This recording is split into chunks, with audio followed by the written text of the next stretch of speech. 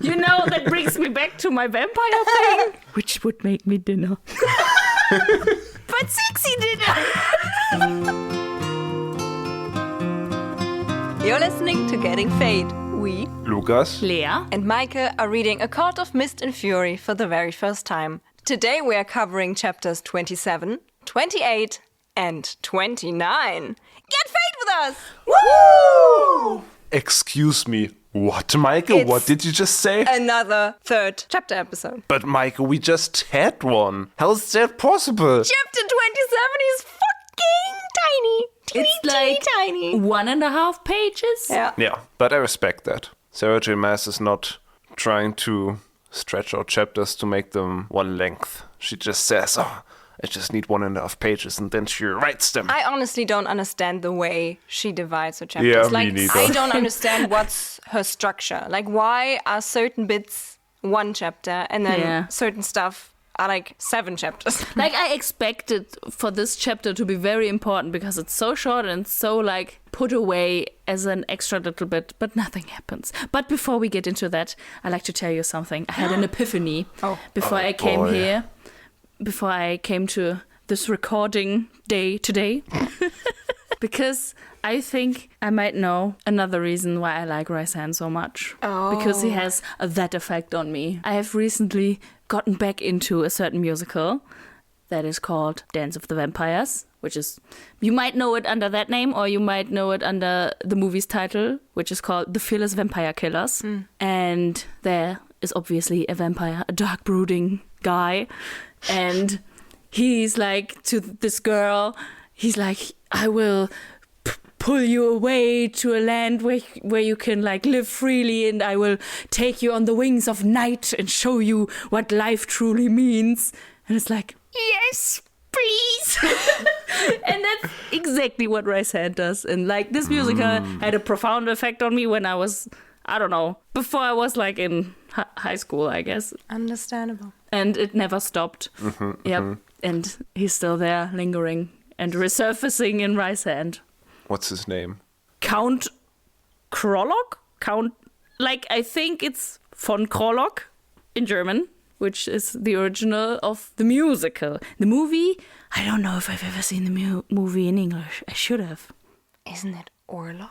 No, Orlok is that's Nosferatu. Oh, right. They use... Maybe they say von Krolok, or Von. because of Krolok sounds really shitty. Of Krog. Yeah, but I feel like Rhys is a better name. For Rhys, yes, I wouldn't want him to be named Krolok. But it would be funny if he has like an ancient name that's just not sexy. And this is my sexy shadow guy, Heinrich. Well, his son is named Herbert. Honestly, Herbert? Herbert Nightman. I think Herbert, it would work on me. Well, I have to say, like, Krolok in the musical is way sexier than in the movie. He has a presence in the movie, definitely, but, like, in the musical, damn. Nice. But yeah, I wanted to share my epiphany with you guys. Thank you. Thank you. You're welcome. And now we can do a recap of the last chapters. Go! Maybe you can also share a recap of the last chapters. She's talked so much already. Well, I can talk more if you need me to. Nah, fuck this. Okay, then you do it. Your voice is nice, Lukas.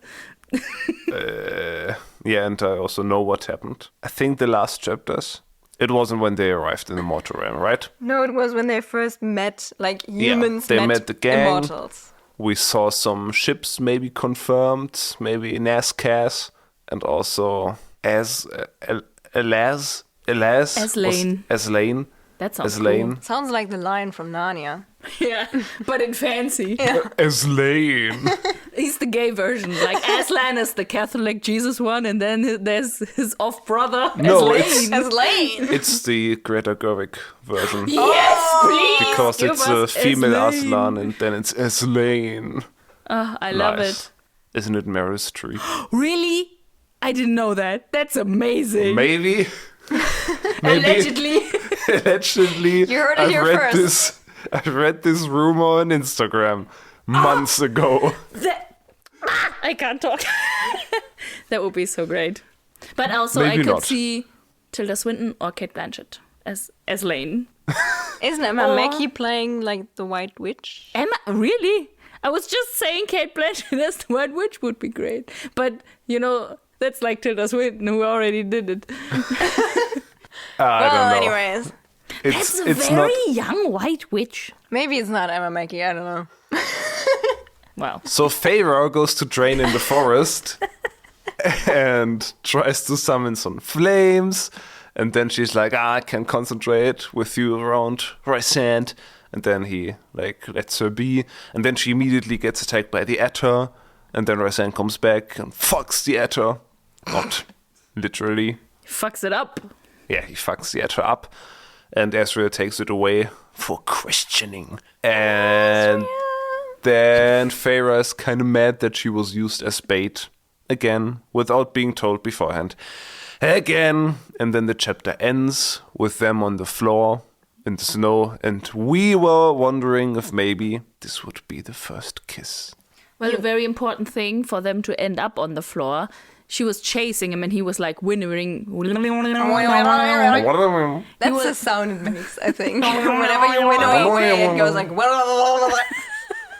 Well, he is winnowing from place to place and she's like chasing him. And then she finally reaches him because she winnowed for the first time as well. Because she got so angry. She angry, Feyre. Yep, then they end up on the floor. Yeah. Yes.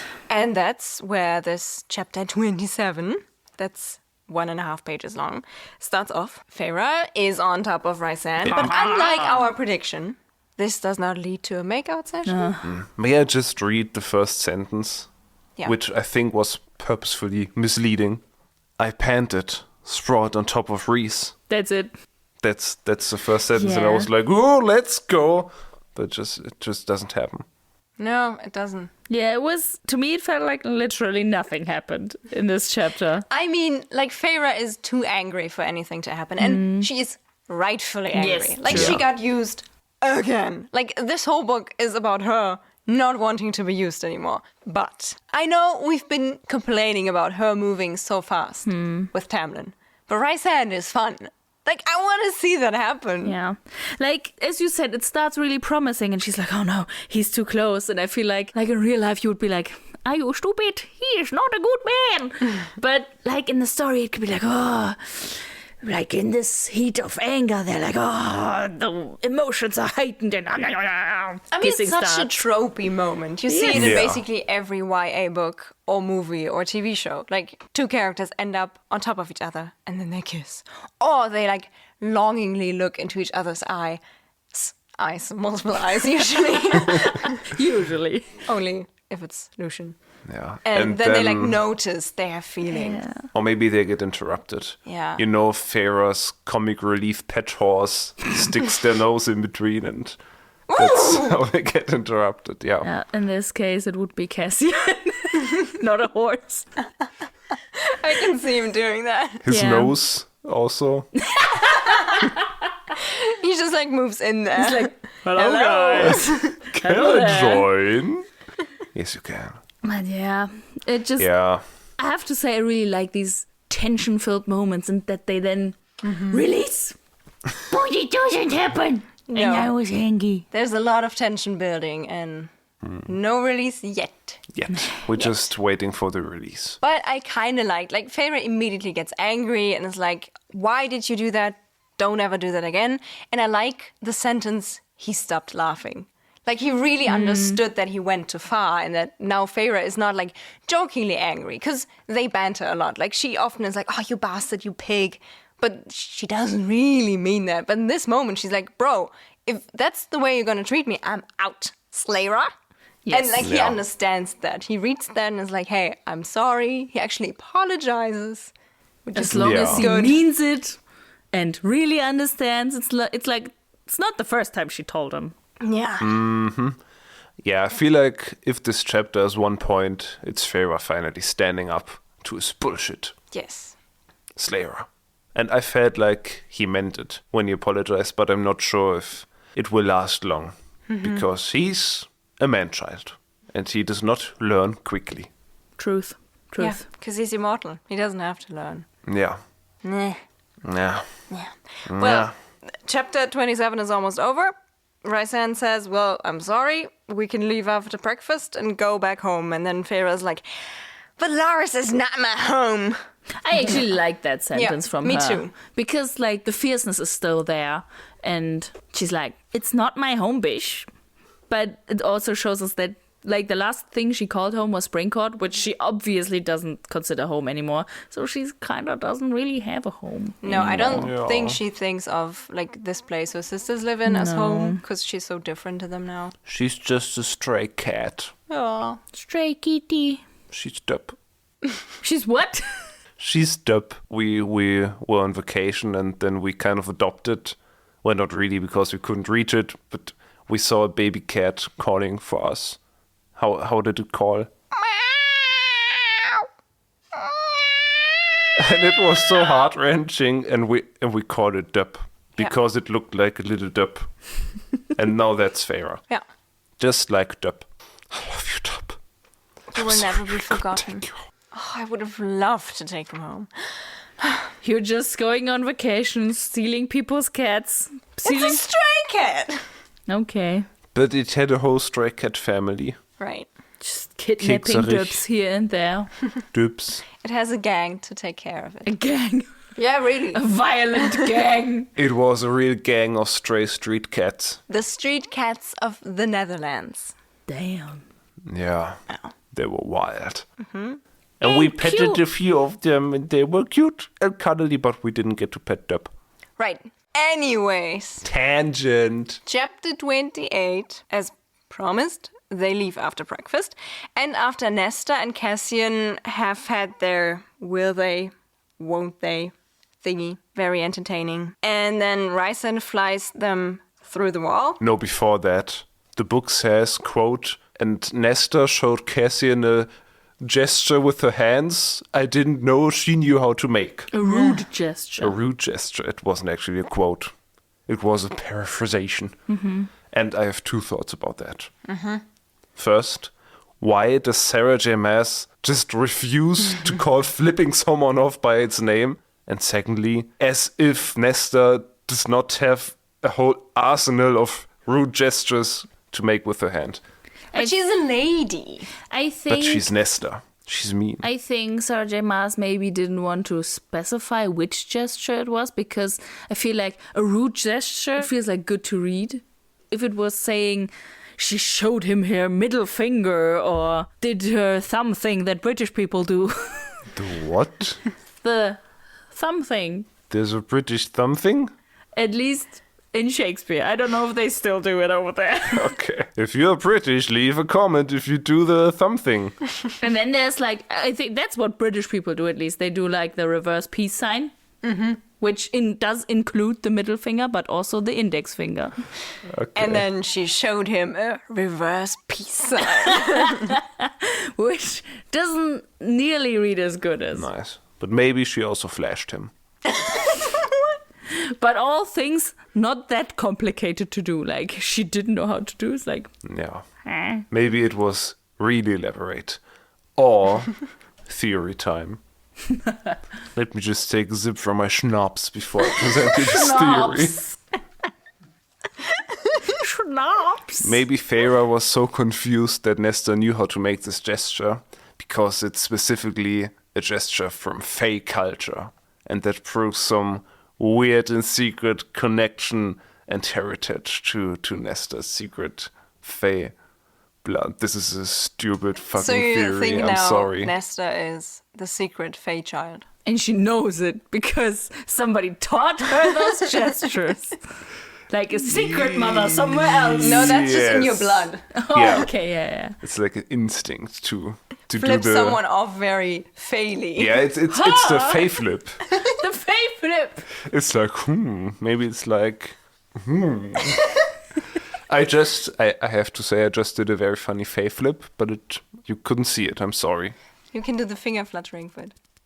Actually, what you do, I think, is used in like Albanian groups. Really? Yeah, because it's like I don't know what kind of bird it is, but on the crest there's like a bird and they do like, her. I don't know if they don't do that sound probably. But I don't know. There are so many hand gestures in the world. How come? Entire languages made out, several languages, just out of hand gestures. Is it even possible to invent a new hand gesture? But I think My hand looks so stupid. It's like, yeah. this is a top discussion in this audio medium. Just doing a bunch of funny gestures. I wanted to point out a sentence that happens directly after. That might be a new gesture. On a point out. For context, Lea just did a funny gesture. But that was not intentional. That's just how I talk. No, I wanted to point out a sentence after Nesta does her rude gesture, because Cassian looks at her with predatory intent. And I just, like, why are all the men like this? Like, if someone I was friends with looked at someone like a predator, I would stab them. I would not be friends with them anymore. Like, what is wrong with you? That's not the first time this happened in I the know. series, right?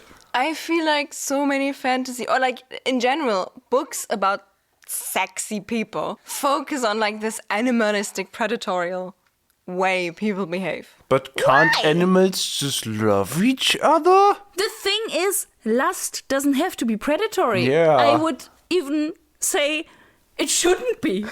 Yeah, well, New the thing is, concept. if you're, like, the predator in, like, the animal world is never in love with its prey, right? Yes. Yeah, it just kills it. Yeah, it eats it. That's the point of a predator. I don't They want hunt- anyone to look at me like I'm dinner. Yeah.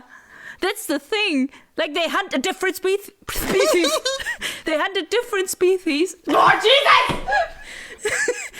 They hunt a different species Just like Cassian, though. that they cannot procreate with. Oh, okay.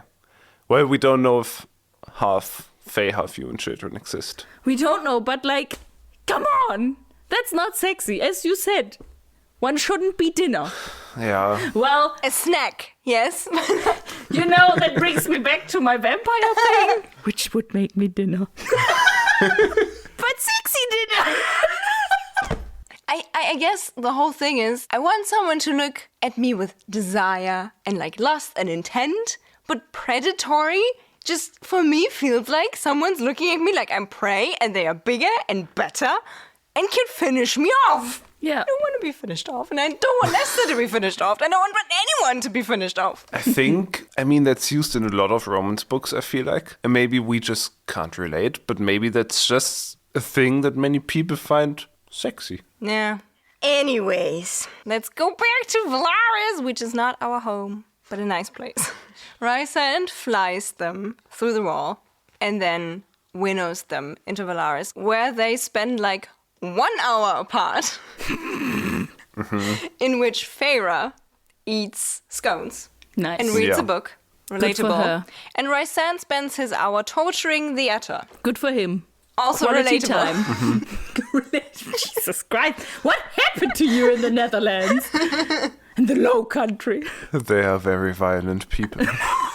They're getting ready to fight for when the sea comes. Yeah, I have to say, the first note on my new page about this chapter was, ooh, they have scones. Now I want a scone. Oh, that's so cute. They sound very good. Yeah, I still want a scone. Do you say scone or scone? What I'm learning so much new weird stuff about British people. I don't know if that's British or New Zealandish. First the thumb thing, then the scones. Scone. Scone. I think someone says scone. I don't know who. Just one person? No, a group of people. A people. Okay. So Rhys was torturing. Yeah.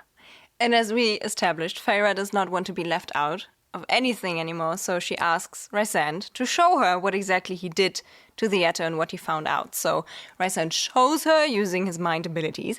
And this is when the book kind of like switches perspective, like the narrative perspective for like 2 pages, which I found kind of interesting. And it came surprising to me, like I didn't expect it.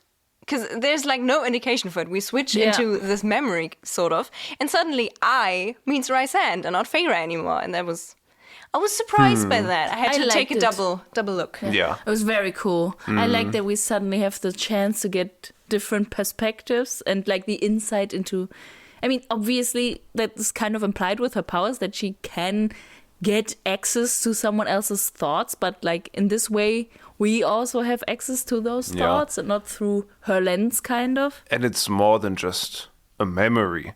Yeah. Because she doesn't just describe, I see through his eyes that he did this or what. No, like she thinks his thoughts and thus his knowledge and his insight. It's actually a clever take. Like, I'm usually not a big fan of dual POVs, especially when it's first person, because I always get annoyed. Like, a page in, I forget who the I in the story is, and then I'm like, who's telling me what now?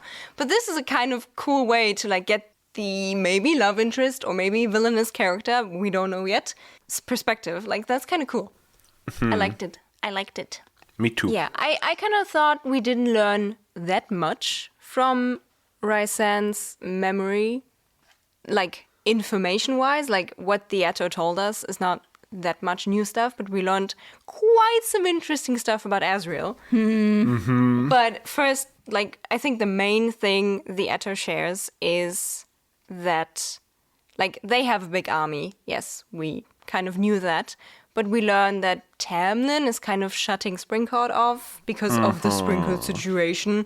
So it's kind of known to the outside world, like outside of Nightcourt, that Rhysand took Feyre from Tamlin. So everyone thinks he, like, forcefully stole Feyre, like Tamlin's property. And then the Atto is like, well, if you join forces with us, we could maybe make sure that you can keep this Feyre girl. So that made me wonder, like, who's playing whom?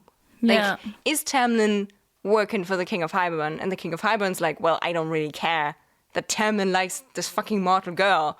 If the Lord of Nightcourt will join forces with me, if I promise him this weirdo girl, he can have her.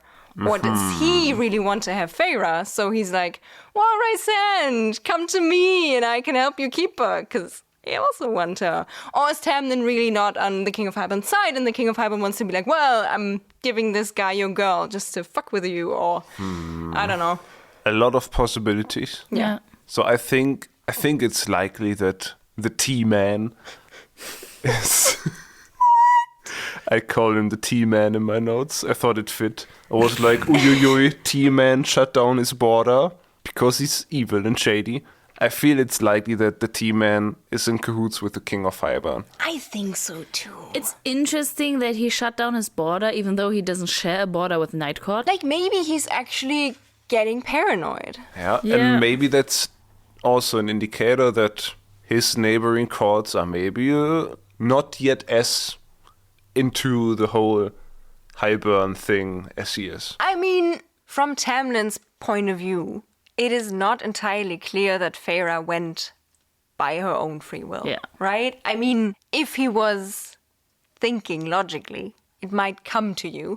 But he isn't. We know that. So maybe he actually thinks Rhysand took Feyre. You know what he probably thinks? He's probably blaming himself that he left her alone. He should have been even more protective. And I should have even put more borders around this. And like his worst fear came true because it's like I couldn't protect her again. Yeah. So maybe, that's now my theory, maybe he has a deal with the King of Hybern to maybe protect Feyre's family in this little unimportant slither of land on Prythian. Because if he can't protect his girl, maybe he can protect her family and then she will fall in love with him again or something. And I think the main goal of Hybern is to attack the big continent. And I think Springcourt, correct me if I'm wrong, is one of the courts that has a western and an eastern sea border. So if he's shutting his borders off, maybe it just means that the whole army of Hybern is now marching through Springcourt. Maybe. I mean, we even pointed out these, like, mountains with flowers, or were they just flowers? I don't know. Mountain tunnels, we had this whole theory. Many theories. Yeah. But then again, the Atto doesn't tell us that, and he apparently told everything because he cracked. But then again, this actor is so fucking incompetent. I would not tell him my plans if I were the king of I think Hybern. Rhys and like even goes into his mind, and then he's like, well, there's no sign of the book. It seems like they don't know about the book yet, or like the threat it poses. But I was like, why would the king of Hybern tell the Etta? So you can't be sure. Yeah. But it makes sense that he wouldn't be searching for the book. Right. Because he just wants the cauldron and use the cauldron. Like, the only reason for him to search for the book would be so that no one else can use the book. Yeah. I think the Etta also mentions something else that is very important. Because the Etta received word from the king that Rhys and his gang with Feyre were in the mortal realm beyond the wall. Like, how did the king know? Are there spies somewhere? Who snitched? Miss Laurent. Mrs. Laurent. But how would Mrs. Laurent tell the king? I'm just kidding. She's the first one I thought of because we were like, it's suspicious, but like that doesn't make sense. No, it doesn't. I don't. And it also happened quite quickly. Yeah. But then I thought, while they were like flying next to Springcourt, Feyre was like, oh, I wonder if he could sense me. And maybe he did and was like, calling Mr. Hybern King. Hello? Oh, maybe it was someone who stayed back in Night Court. Maybe. Amren or Morrigan. Nuala, Caradwyn. Or Amren's platypus. Spies. Or the bone carver might... But he doesn't know that... I mean... He told them where the things are, right? Remember when I said we're not getting so much useful stuff out of this mind thingy? Well, here we are. Having so many theories. I mean, we get even more useful stuff. Because Sarah J. Maas did the reasonable thing and was like, oh, I have this chapter that takes place in Razhan's mind. I'm gonna use it to drop some information on Azriel, my Yeah. favorite shadow boy. Right, we don't really learn anything about Rhys. Like, he thinks of Feyre once, and that doesn't really give us any more insight, except that he, like, values her opinion of him in a way, I guess. Because he's like, oh, she's still mad at me. A boo. But that's it. Yeah. But we get to meet a different side of Azriel, Yeah. I'd say. Like, the shadow singer part in the Shadow Singer. How did you like that side? I liked it very much. Oh, Me too. damn. He's just completely fucked up. He's so cool. And he's a bit unhinged, but like a calculated unhinged. I have to Yeah. say, my opinion of Azriel shrunk a bit. Really? Yes, because what kind of stupid name is that for a dagger? And why do you carve it on your... Like, it's Truth Teller is such a stupid name. But it's a torture dagger and it makes people tell the truth. Oh, you could also write torture dagger on it. That's really dumb. And like the sentence later at the end, Razhan thinks like, the Etta was already screaming between Truth Teller's honed edge. That sounds so stupid. Maybe he like found it. I hope so. It was It's a not his gift name. from his aunt. She was like, here, Azriel, I know what your job is now, so I give you some tools. This is Truth Teller. Meet each other. Yeah, Yeah. I agree. The name is incredibly stupid. But I was not hung up on the name part. That's the only thing I wrote down.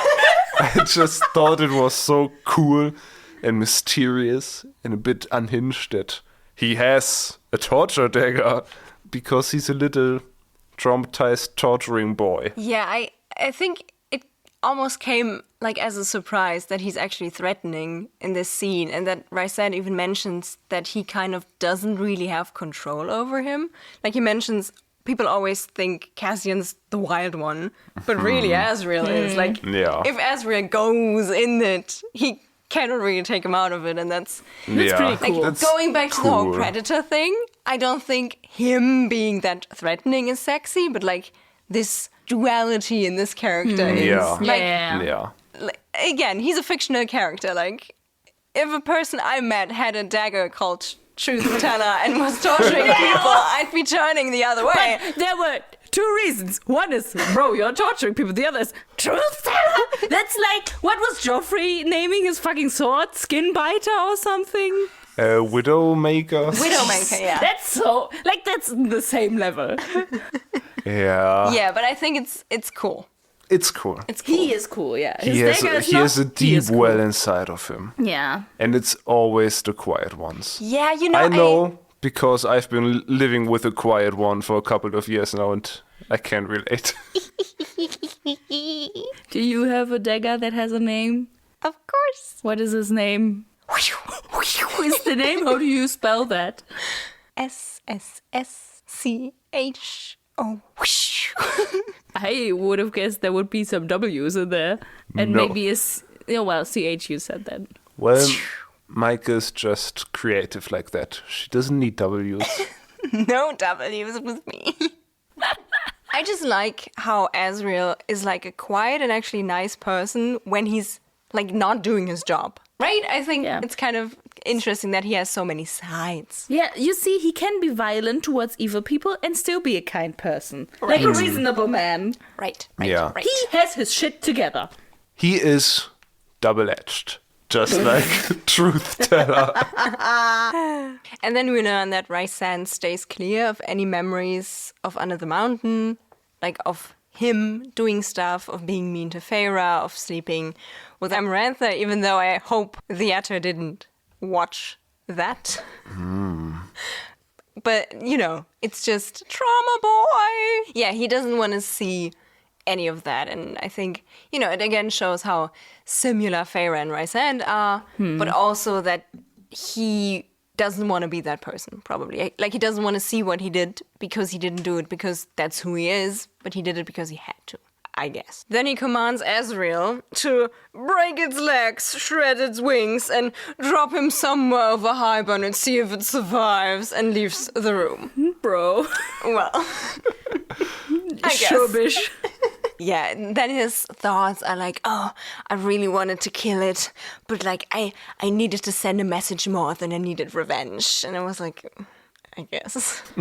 But speaking of sending a message, yes. Because when Feyre gets out of Rhysand's mind, the thing she's most worried about is that Tamlin is shutting down Springcourt. And she's like, why is he doing that? And Rhysand's like, well, we know how he gets. And Feyre's like, well, yeah.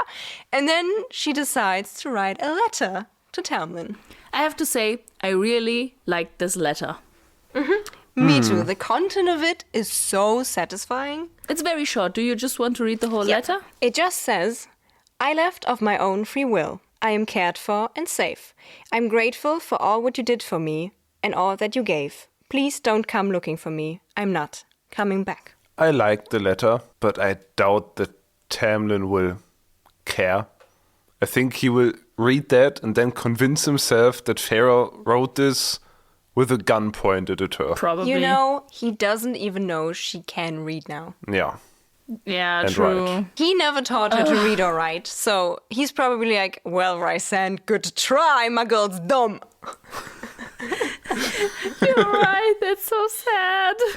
But I really like, even though she uses kind words in this letter, it feels very savage, which I like. Yeah. And what I like is that it initiates like a new first contact. Like, I don't want them to like get together, but I really want them to meet at some point and have juicy content. Like, ooh.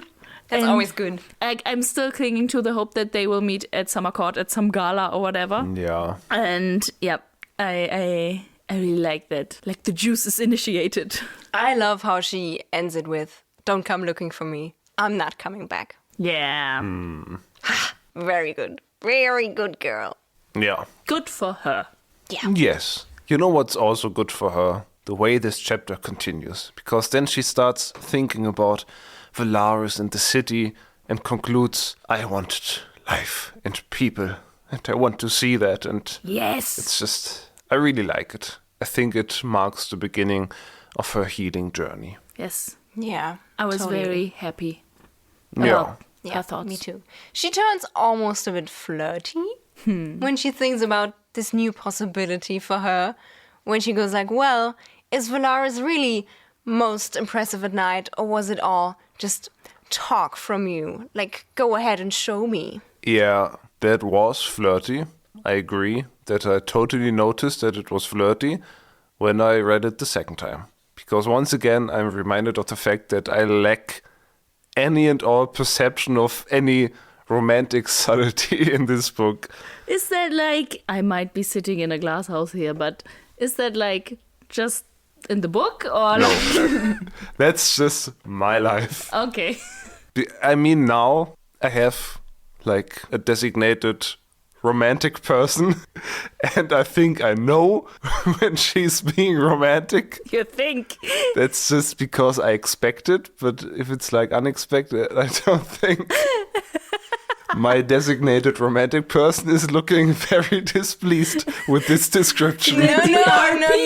I really love the title designated romantic person. Everyone needs a DRP. At least one DRP. I love to be a DRP. So my DRP can be subtle and I might pick up on it. But here in this book, nah. I mean, I read it again, and I mean, then the, I guess, plot twist is that they are all coming to Velaris when Feyre thought it was just a date. But when I read that first, I was like, huh, are they going to Velaris? Nice. And then the next sentence, oh, they are all coming. I was like, nice, the whole gang is on board. Let's go. We had a very, like, we sat next to each other reading it. So they're going out and have dinner. And I was like, ooh. When he was like, well, then let's have dinner tonight. And I was like, oh, yeah, they're having a date.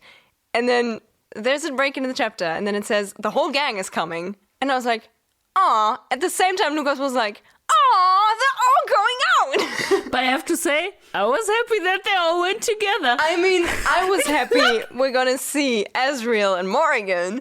I wasn't happy that they're not gonna spend romantic time together. I thought we might get what we didn't get in chapter 27. Yeah, I also thought they might get romantic time, but I was also happy that like the whole gang is going out, like a family thing, or like, you know, they are, because I want to get to know them as well. Yes, I mean, they are getting some romantic time in a way. Yeah. Spoiler. Yeah. They are on their way to be each other's DRP. Yeah, but before they go to dinner, though, Amren comes to Feyre's room unannounced, but she knocks. Nice Good of for her. Good girl. And she just steps in to drop some info on Caradwyn and Wada and on Azriel. Because we learn that her servants are wraith? Half wraith. Half. No, not half. Oh, I thought a wraith is like half fae and half something. So Oh no, they're I thought wraith. they were half high fae, half wraith. And then she's like, oh, high fae put the dick in anything. Yeah, I love that sentence. don't know how they were conceived, but sure worked. Like, their shadowy form is their, like, wraith form. But because they're halfway, they can change form. And then they have, like, a half-fae person form, I guess. Yeah. So I have to quote here. Amren does say they're half wraiths. And wraiths are nothing but shadow and mist able to walk through walls, stone, you name it. And yeah, we knew that. Yeah, we knew that, but that makes the how the fuck were they conceived part even funnier, because they're not even corporeal. Maybe they can turn solid. Maybe. But, you know, they can turn solid because they're half fae. Don't question it. The question I have, like, who is, like, the receiving end and who is, like, the giving end in this situation? Like, a cloud might be able to insert, but otherwise... Just swoop in. I mean, the sentence, high fae stick their cock in anything, implies that the father is a high fae. Right. But, like, just float in the cloud. The semen. Maybe. I mean, it does not sound like wraiths are mammals. So True. I'm confused. Just magic. Did Just magic, baby yeah. just drop out of the shadow at some point and was like, whoop, Floop. Maybe. A little baby cloud. Aww. Another derp. But because they are only shadow, or like part shadow, they answer to Azriel. Because he's the shadow seeker. He apparently trained them. Maybe he's to- the dad. Ew. He's not high fae. Right. Okay. Thank God. But I mean, if anyone knows how to fuck a shadow, it's gonna be Azriel. I Right. think the reason why Azriel is like their supervisor is because he is like the super spy and he has the spy networks and they are spies because they can be clouds. Right. Yeah. Yeah. And then I didn't really understand why, but Feyre's like, do they spy on me? Probably just because she's paranoid because she's lived with Tamlin. But then Amren's like, nah, they spy on me. based. Because apparently Azriel doesn't trust her, but Amren does not elaborate on that. Only that she totally understands that Azriel doesn't trust her. I think because she's just so powerful that anyone would be foolish to just trust her, Right. without any doubt. Yeah. So apparently Rhys is foolish. Because he Maybe. seems to not want for Azriel to spy on her, but he does so anyways. Oh, and then Feyre gives back the amulet, Yes. which we speculated a lot about. And then we were correct. Amren reveals that the amulet has absolutely no power. Yay! Rhys gave it to her a while back, 200 years ago. and Yeah. she doesn't really have any use for it anymore, so Feyre can keep it. She just needed something to put her hope and trust in, A placebo. and it worked. Our theory was right. Yay! I was so proud. I called the placebo amulet, and then I drew a little emoji with sunglasses and wrote, I'm so cool. Good He job, was so proud of Because it. I'm He so showed me cool. the emoji and was like, I'm so cool. You're so cool. It's a very well drawn emoji. Damn. Damn, boy. Yeah. Yeah. Also, little side information. Rhys does not collect the tithe, so Tamlin is a little shit who still collects the tithe. End of Apparently info. you don't have to. Yeah, but he has to because of tradition. His forefathers did it. His forefathers can fuck themselves. He can fuck himself. He probably fucks Ian. Oh. Well, that's how chapter 28 ends. And chapter 29 begins with a little cute night stroll, and I was very happy we decided to read it. Yes. Yeah. Chapter 29, I called it Vibes, the chapter. Nice. Totally. In the beginning, we get a lot of description of this bustling city, Velaris, and it made me happy. It was very cool. Right. Also, the gang just feels so, like, human might be the wrong word, because they are Fae and Illyrians, but, you know, they just feel so normal. You know what makes them feel normal? They talk about fucking sports teams. That took me out of the story a bit. Yeah, me Like, I too. don't think I've ever written about sports teams in any fantasy. What sport do you think they play? I don't know. I don't want to know. Just go away. Cricket. Leave your sport in my fantasy world. Go, take it with you. I kind of Cricket. feel like they play lacrosse in Velaris. Yeah. Or Cricket maybe lacrosse. I can see like that there might be Illyrian sports teams that fly through the air and fuck each other up. I don't know. Like Yeah. gladiators or something. You But that's mean- not really sport. A flying game that's kind of violent and hard to win. How many balls do they have? One. Only one, and it does not have a city name. And they actually use baskets. Where they have to throw their opponents inside. Because this Nice. is different. Yeah, and I also feel like this whole scene just felt very modern because they just take a stroll through, like, in my head it's Prague. And because the vibes are so modern, I didn't like actively think about it, but I feel like the lights were electric in my head when I read it, and all was just like a bustling and hustling modern city, you know. Does that make actually- sense? And the clothes were modern in my head. I think that's very interesting. Cool.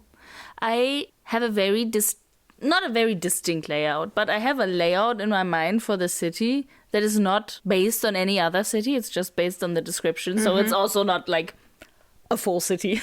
But the other association I had was like the cities, or especially Umbra in Inkheart, or more Ink Blood and Ink Death. They are also very bustling cities, not in this kind of way, but then I kind of transferred it into night and like, a lot of people on a market and like shenanigans and people showing their art and stuff. I feel like that's the medieval city I go back to every time when I like imagine a medieval city, I guess. I think, for me, Velaris in this scene was animated. I think in my head it looks like... Do you know those videos like Atmospheric Fantasy City? Mm-hmm.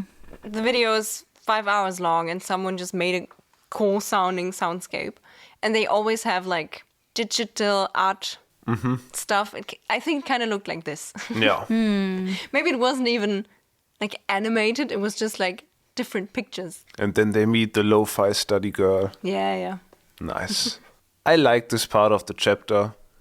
just because nothing really happens. Like, they go to dinner, they have food, they talk about stuff, and that's it. And I had the revelation for myself that I just like vibey stories in general, which is fun, because I remember in ACOTAR, book 1, I was yearning for the plot to happen. And I think that's just because I like vibes, but only if I vibe with the vibes. You know, I like character-driven stories, but in ACOTAR, I did not give a shit about these characters, so I was just kind of annoyed by it. But here, these characters, I like them, so I'm like, yeah, let's go. I think the difference is also that this is like rich vibes, and ACOTAR was just empty. Yeah, nothing happened, and the characters had no character. So it was just bland on bland on bland. There was no context for the vibes either in ACOTAR. Like, when we went to that starry lake, there was like no real description of the lake. I did not feel like I was spending a nice evening at that lake. It was just like, oh, we go to the lake, we take our clothes off, and we have awkward conversation, and then we go back home. End of chapter. Yeah. Right? But here, like, I feel like I'm walking through the city.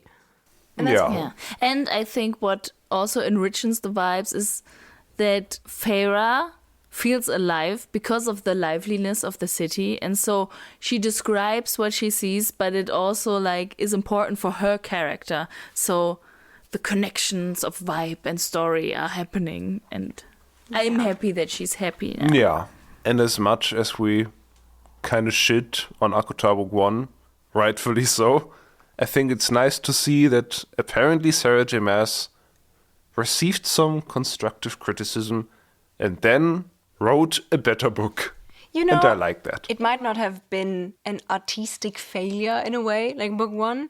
It could have also been a way to like describe Springcourt as empty and bland. You know, we were never supposed to feel at home in Springcourt because it wasn't right. Like, everyone else was glamoured and hid from her, and then most of the people were gone because we had an oppressive queen. Like, it kind of makes sense book 1 felt off. If that was now an artistic choice or a mishap, we're all to decide ourselves. If it is an artistic choice, it's very interesting because you're introducing a new series and are like, here, come join me in this new world. It's shitty. But you're supposed to feel shitty. Just it will you make wait. Yeah, I mean, Just wait for the next book. This is a bold comparison. But look at the books Kafka wrote. Like, he wants you to feel shitty when you read this. Yeah, but it's quite a bold comparison because I think Kafka, he was just an artist and he wrote what he wanted to write and he didn't really care about creating a franchise that people like to spend time in and maybe spend money on. He didn't really care about getting a contract at a publisher. So I feel like to have your first book in a brand new fantasy franchise that you intend to write more books on as a full-time author in today's economy, I feel like this would be a bold choice. And I mean, I would not have finished this book, the first book, if it wasn't for this podcast. Wow. So maybe it's a choice, but it is a choice. Maybe she was like, okay, what I wrote here, I can use this to enrich my story. And then she looked at what she made and was like, I can make this into gold. And she did, till now, or at least. Yeah. Moving on through Velaris, we're now going to a restaurant. And that's where I kind of want to take you on a tangent, just a small one. But right after reading those chapters, I read a Brandon Sanderson book on my vacation. And it doesn't matter what this book is about, but it's also like fantasy, sort of like medieval-y fantasy. What's the book called? It's Warbreaker. And one character from a smaller kingdom goes to a big kingdom that is very rich and has a huge big city. And in this big city, she sees restaurants. And she's like, what are these places? Because a lot of time, places don't have restaurants because the people only eat in taverns or eat at home. Like, they don't have money to spend on food that someone else makes for them unless they really need someone to make food. You know, they go to a tavern because you can sleep there and eat there and then the next day you leave. this is a restaurant where you like go, sit, and then go home and maybe come back next week, right? So this is very unusual. And I think it's also very unusual in this world. Like, Feyre doesn't mention on that, but it just shows how the people in Velaris stay in Velaris. They have lives in Velaris and they have money to spend in Velaris. Like, this is a good city. Like, people are here to stay and they have stuff.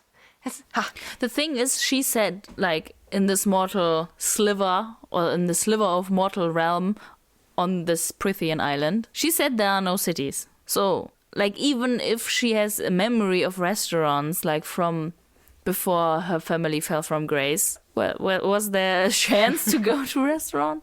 But does she explicitly call it a restaurant? Or does she just... Okay, well, maybe it's just easier to not, like, describe, to a place where you could buy food. And, like sometimes... it's a French word again. It's again a word from Jeremy, where the rich people live. They go to restaurants. Yeah, but I like your point, Meike, because I feel like a restaurant is also something you would not expect in a fantasy setting. Right. Just like sports teams.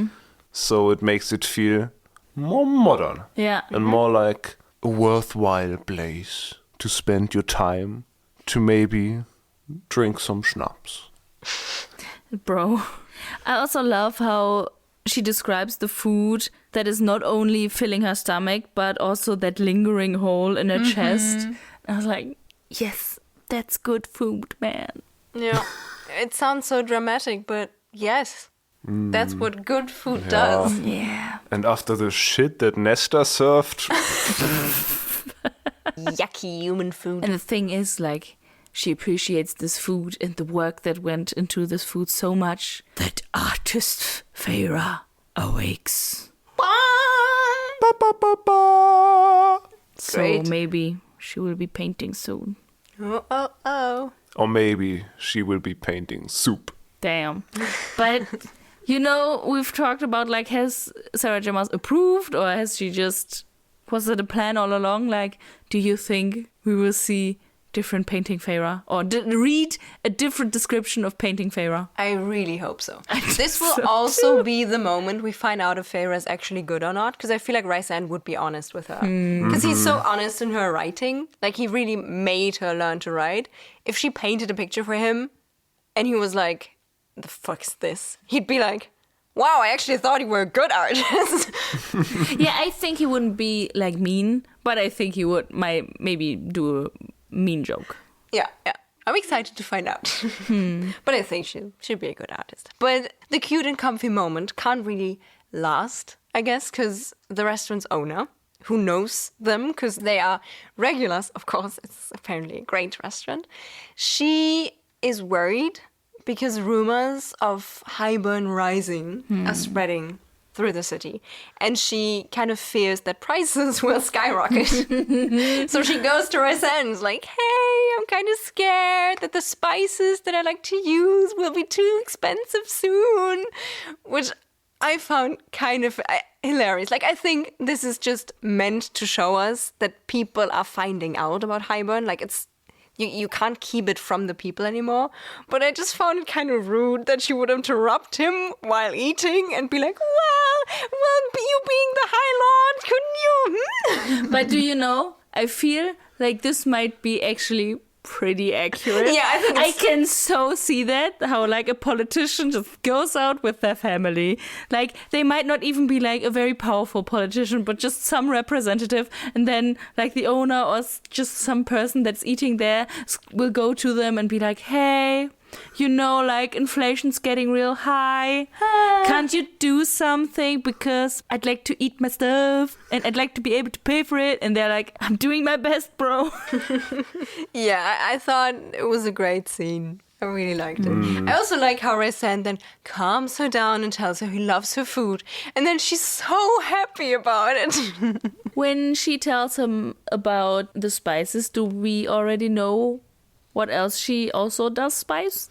No, we learn just a teensy tiny bit later. Okay. Because we find out Ominous. what Amryn eats, or I guess rather drinks. It's blood. Of course it is. How do you feel about that, Lea? I was just like, of course she does. It makes her a vampire. She does drink a dead oxen's blood from a chalice, I guess. I don't know. I hope it's not just a bowl. I was Just more like a hung cereal bowl. I was more hung up on the fact that the restaurant owner actually used spices on the blood to make it fancy. Do you think they tried and were like, well, might taste good now?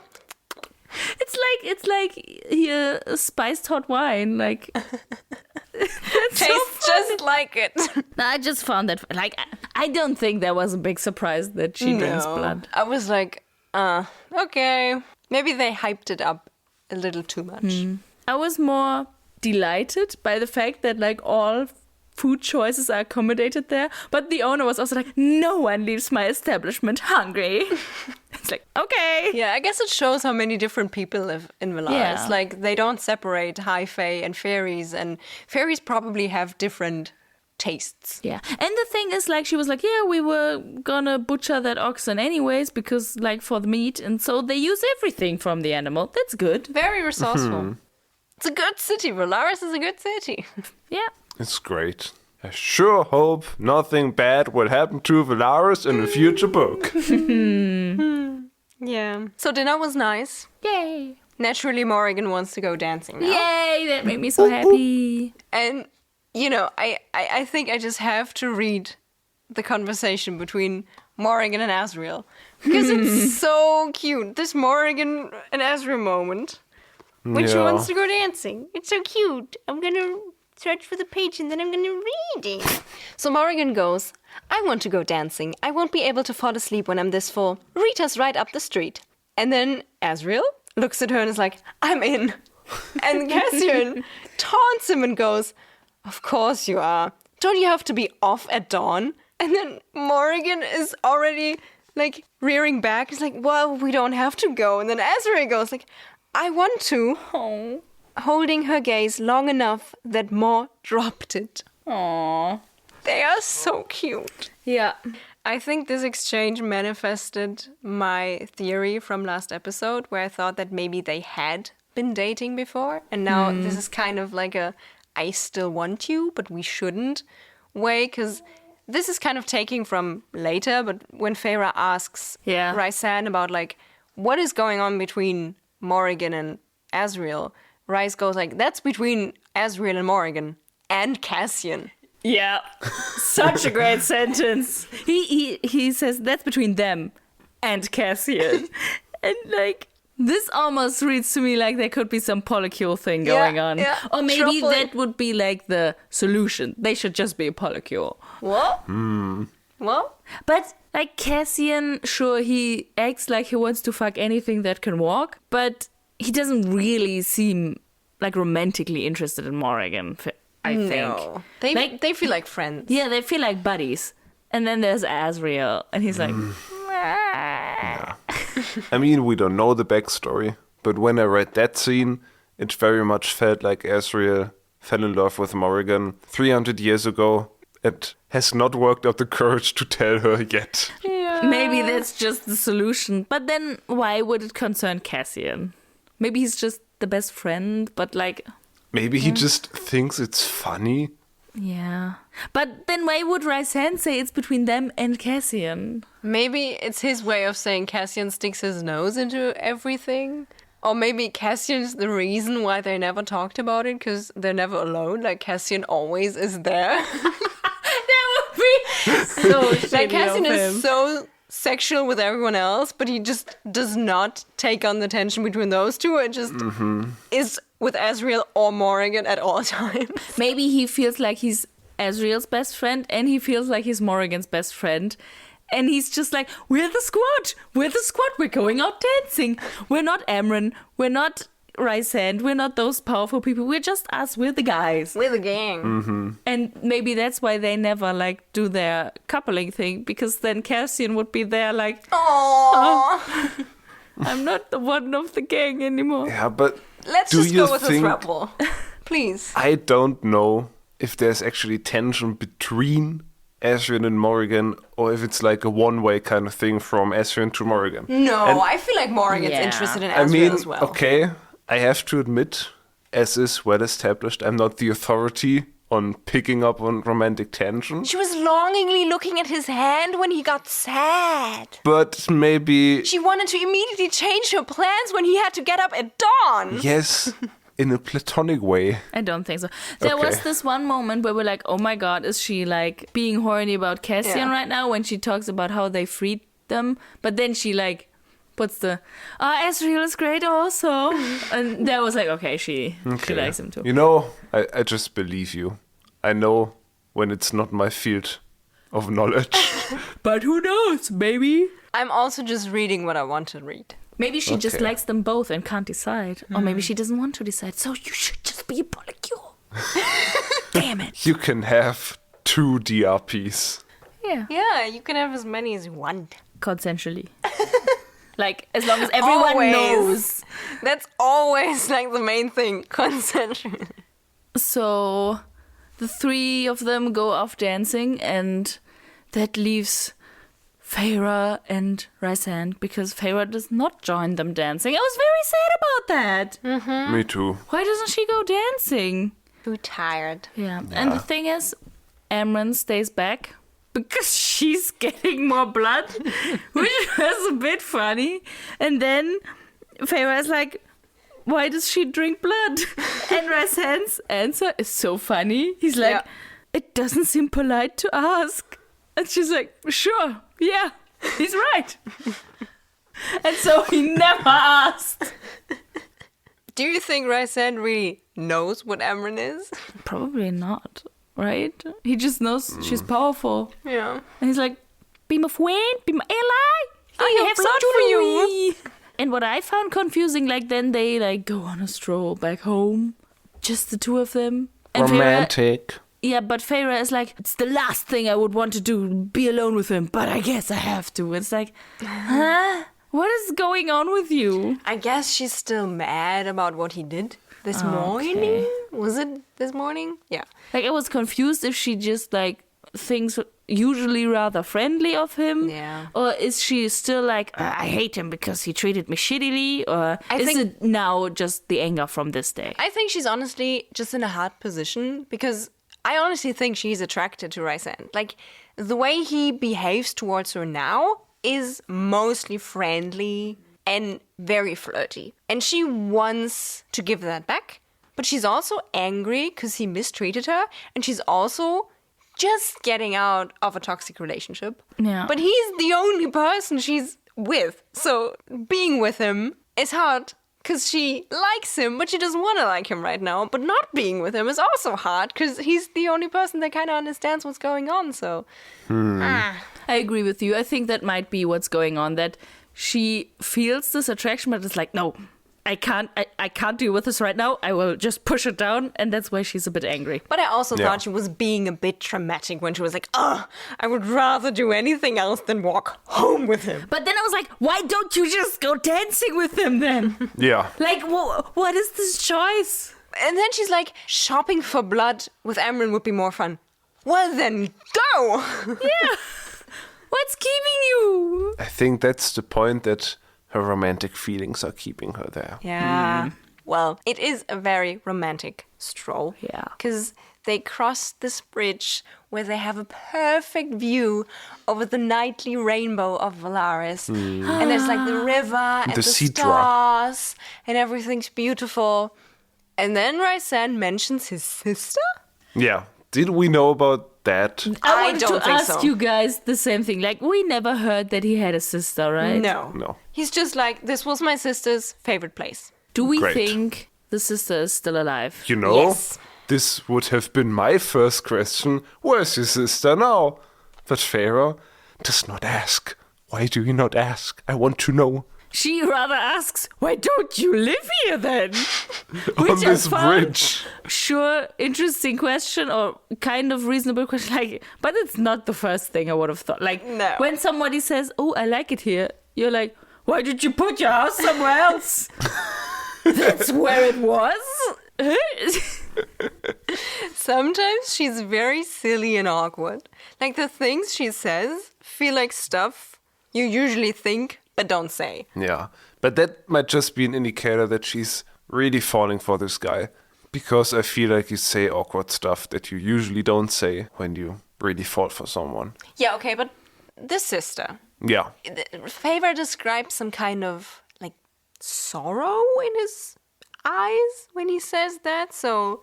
He always has sorrow in his eyes. Yeah, nothing makes this man happy. So I think, obviously, there are several things that could have happened. I think the most boring thing would be if she's dead. Yeah. I think maybe the father could have killed her because of reasons. Dead people are so boring. I think because, like, we have often heard that his family is dead. Like, he mentioned his father being killed.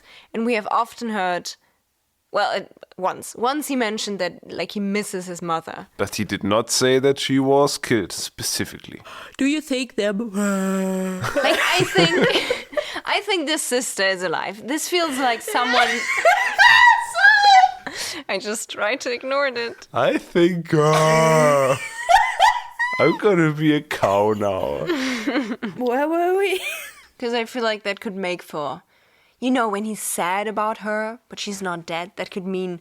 Well, A, she's somewhere captured, but I feel like he would have gotten her out, or at least mentioned it. But she could be evil, or like magically corrupted in a way. That would make for cool conflict. I always like siblings on different sides of the story. Whatever happened, this place is very romantic, and because of this romantic scenery, of course, we have to have romantic talk. No, they don't kiss. They don't kiss. They don't kiss. Feyre starts with the most romantic thing she can think of, and it is the jewelry. Are you and Amryn a thing? Very romantic. Which Rhys denies and tells her when he was younger, he asked her to bed, but she laughed it off. And Based. He is not dating anyone or, is not married to anyone because drama on. Being with him is so dangerous. Oh no. Yeah. So he's alone. But to cut Feyre some slack, if she's romantically interested in him, she would want to find out if he already has a designated romantic person. Yeah.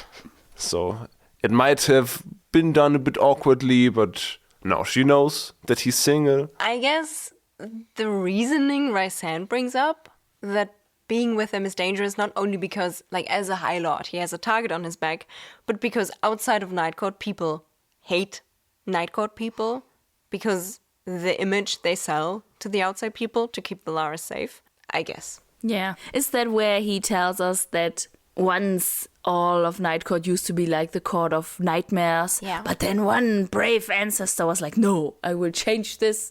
I will build Velaris and protect it with my blood. But I don't know if it's just Rhys or if they have always like allowed the Court of Nightmares to exist. At least they allow it now to exist because they could never quench it entirely. And so they're like, okay, we will make this affront so no one will wonder, where are they all? And so Velaris could stay hidden and nobody knows how kind they actually are. Yeah, it's a price he's willing to pay. And many before him, apparently. Yeah. Noble peeps, those Nightwing guysies. Yeah. Nightman. They do not have a last name. No. Nightman. Not that we know. I said Nightman. Nightman and Archeron. Great. If they marry, he will be Rhys and Archeron. Do you think he writes full pages in his notebook? Rhys and Archeron, Rhys and Archeron. Or Feyre Nightman. Can they just swap last names? Because Feyre, Nightman, great. Sounds a bit like a superhero. Yeah. Bit shitty superhero, Which but she nonetheless. is, in a way. Yeah. She's very special. But speaking of night, later that night, some flirty time. Happens. Yeah, because she's like, I'm going to bed. I will go on reading my book because I have some quality me time. And then a note appears and a pen, and they have a flirt off, I guess. They just straight up start sexting. Yep. And this is again an instance where this book feels so modern because I could not stop imagining smartphones. But why like this? I didn't like it. Like they were all about like licking wounds and other parts of the body. Because this is a romantasy book for adults. But So they you have had to such lick. nice and cute flirting before, and now it's like, lick me wherever you want. It's like, It just caught me off guard. Like, at the beginning of this chapter, Feyre's like, I don't want to spend any time with you, and then she's talking about licking him. yeah. Or him licking her. I was just, okay, Yeah. okay, here we go. But it's in a sarcastic banter kind of way. Right. I like that writing and reading, like secret notes, is becoming their thing. Yeah, Because I agree. that's something Feyre never had. Like, she didn't know how to write and read, and he taught her, but she learned it herself. Like, she improved so much that she's now capable of reading books for fun, and that she's capable of just having fun banter with Rhysand through words. Yeah. That is very fun. I love agree. that. Yeah. I just wanted to add, like, I'm not mad that this flirting is like explicit and like very sexual, but I feel like it's just in the way they do it here. Like, they had fun, sexy banter before, but and this reminded me, which I had forgotten, that they have a licking history. Yeah, he licked her face. I forgot about that. I did not like that. Why did I have to be reminded of that? But I think I liked that Rhysand started it. Because, he's often the one to initiate, like, a joke. So he can be the one who made the joke. But I think I like that he wrote the first note. Okay, Because he was probably also lying in bed and he was thinking of Feyre and was like, I'm kind of Cute. not done with her presence in a way. And then he was sending her a note that was sort of funny. I think his initial start off was kind of funny, where it was like, well, I'm really badly bruised from our banter this morning when you pushed me into the snow. I'm licking my wounds over here. You better come, or something like that. It's kind of fun. What do you think would have happened if she just took this as an invitation and went over to his room? Would he have expected that? No. Would he be like, oh wow, okay. Yeah. I think they would have fucked, but he did not expect it. I think it's a kind of invitation disguised as a joke, where she deny, but if she denies, I can be like, it was a joke anyways. I think he can read her well enough to know that Yeah. she's not ready for that sort of thing. But there is some truth in those invitations. Like, Yeah. he might be ready for that. Yeah. Yeah. And you know what? I am ready for that. It's also a nice thing that he's ready for that. Like, he also has a history of sexual abuse with Amarantha. So for him to be so open about this in a way, even if it's, like, disguised as jokes, is kind of nice. Yeah. Yeah. It's just very licky. Yeah. But if that's his thing... I mean, as he says himself, he's very, very good at licking. I hope he proves that at some point. So how'd you like these chapters? Well, the chapter's not over yet. It's not... It ends with Feyre falling asleep. And her dreams are not of Rhysand licking her, but of the Ator being monstrous, I guess. But this time she does not wake up and sleeps through the night. Yay. Yay! What does that tell us? She's healing. She still has trauma, but it's not like ripping her apart anymore. Yeah. Yeah. Nice. Healing is a progress, and it's slow, but it's steady. Yes, go Feyre. Feyre. Heal Ra. She does not need a therapist. She just needs Rhysand. And some good food. And some good Yeah. friends that go dancing without her. I feel like she wasn't ready to dance. I feel like that's a lot of social Yeah. energy and physical energy you have to commit next time. But it would be fun though. I want them to go dancing. I think she will. She loved dancing at this fiddle event. Alright. I love that you know what I mean. It's the fiddle Fiddle event. event. But speaking of fiddle music, I think we also learned at some point in this chapter Right. that Rhysand was the one to send this weird uplifting music in her cell. Big Which thing we is- forgot. Yeah. That's important. I mean, it is important. I think it's noteworthy. But then I excitedly started writing down, Rhysand was the one to send the music in her cell. And I don't really have any thought about that. It fits, Yeah. I guess. Yeah. I was very surprised when I read it. I also had no like further thoughts like she saw Night Court even though he didn't send her any pictures. Because music is magic, or does she have visions? Like, she was still mortal, like, Right, that part confused me when he goes like, I didn't send you those pictures. Does that just mean she is special?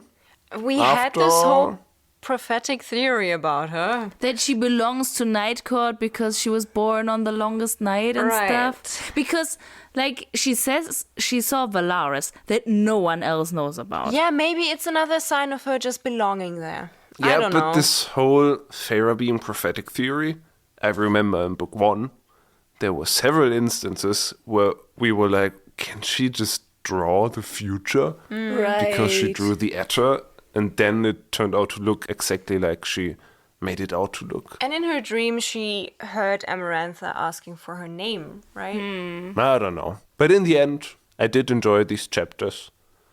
Mainly because they were vibey. And I like me some vibes, if I vibe with the vibes. I liked them too. Nice. They were a lot about Azriel, which I appreciated. But I also like this relationship between Feyre and Rhys growing. Yeah, I didn't vibe that much with these chapters because, like, I wanted the downtime to happen, but, like, the downtime wasn't what I wanted to happen. Like, in the beginning, I wanted them, like, to make out, and then they didn't, and I was like, eh. And then I wanted her to go dancing, and she didn't, and I was like, nah. And then this flirty thing happened, which, like, I like that they flirt, but as I established, I didn't really like the content, and so I was like, I left these chapters with a wah. But there's a speck of light on the horizon. Because isn't it set up in these chapters that they will go to summer court in a couple of days? I think they are now all on the same page, like in terms of transparency and not lying and not using someone for anything else. So now I think it's Azriel's part to like infiltrate the queens in the mortal realm and like kind of look out for the book. And Rhys wants to go to summer court with Feyre, for an official visit and try to find out about He's the book. still waiting for permission because, like, High Lords have to kind of request to visit another court. And so I hope this permission comes soon. Because I really think some juice might be happening over there at Summer Court. My prediction would be that maybe Lucian is there as an emissary to Spring Court. I would love that. Because I feel like it's too early to the Tamlin meet up. Yeah. I feel like this will be the climax of the book, but not the climax of Feyre. And I feel like Lucian would be a good step in between. Yeah. Oh, I need this juice. So there's only one thing left to do for us. Keep on reading the book. Read. Because that's our thing. We read the book, we talk about the book, we record us talking about the book, I edit our recording of us talking about the book, I upload the recording of us talking about the book, and then you listeners at home, you can listen to this recording. What a smooth transition. Well, and if you enjoy listening to that, You should join us in 2 weeks again when we hopefully reach the Summer Court meeting. But to bridge that time, you can check out our socials on Instagram and TikTok at Getting Fade Pod or YouTube. And there you can see some highlights and memes and outtakes to spend your time in the meantime. And if you happen to go to a fancy party in a summer land and you happen to meet the best... Yes, a land where it's summer. And you happen to meet the best bro of your ex, who's actually not that much on the side of your ex, and then you meet him and then you can recommend the podcast. Or just recommend the podcast to your friends that are there anyways, because word of mouth really helps, and we appreciate if you tell other people of this podcast, because that makes us happy. And other ways to make us happy would be to leave us a rating, maybe even 5 stars. And if you have some feedback or just want to send some input, then just slide in our DMs and leave a note there. And until then, we will see you in 2 weeks when we're Getting Fade!